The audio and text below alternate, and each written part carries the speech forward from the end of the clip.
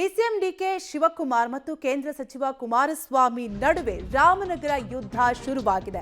ಮತ್ತೆ ಮುನ್ನೆಲೆಗೆ ಬಂದ ಬೆಂಗಳೂರು ದಕ್ಷಿಣ ಜಿಲ್ಲೆ. ರಾಮನಗರ ಜಿಲ್ಲೆಯನ್ನ ಅಭಿವೃದ್ಧಿ ಮಾಡಿದ್ದು ನಾನು. ಹಾಸನದಲ್ಲಿ ಡಿಕೆಶಿ ವಿರುದ್ಧ ಕುಮಾರಸ್ವಾಮಿ ಗುಡುಗಿದ್ದಾರೆ. ಎಚ್ಡಿಕೆ ವಿರುದ್ಧ ಡಿಕೆ ಶಿವಕುಮಾರ್ ಏಕವಚನದಲ್ಲೇ ವಾಗ್ದಾಳಿಯನ್ನ ನಡೆಸಿದ್ದಾರೆ.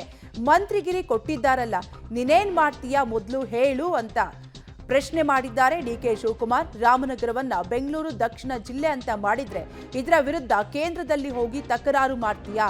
ಒಂದು ದಿನದಲ್ಲಿ ಮೇಕೆದಾಟು ಯೋಜನೆಗೆ ಸಹಿ ಹಾಕಿಸ್ತೇನೆ ಅಂದಲ್ಲ, ಇನ್ನು ಯಾಕೆ ಮಾಡಲಿಲ್ಲ ಎಂದು ಡಿಕೆಶಿ ಕೇಂದ್ರ ಸಚಿವ ಕುಮಾರಸ್ವಾಮಿಗೆ ತಿರುಗೇಟನ್ನ ನೀಡಿದ್ದಾರೆ.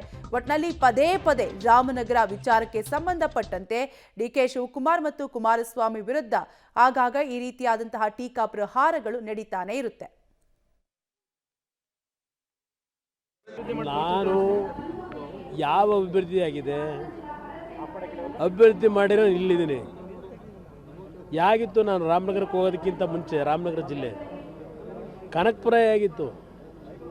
ಎಷ್ಟೇ ಸ್ಥಾನದಲ್ಲಿತ್ತು. ಎಸ್.ಎಂ. ಕೃಷ್ಣ ಅವರು ನಂಜುಂಡಪ್ಪ ವರದಿ ತಗೊಂಡ್ರಲ್ಲ, ಅವತ್ತು 174ನೇ ಸ್ಥಾನದಲ್ಲಿ ಕೊನೆ ಹಂತದಲ್ಲಿತ್ತು ಕನಕಪುರ ಕ್ಷೇತ್ರ.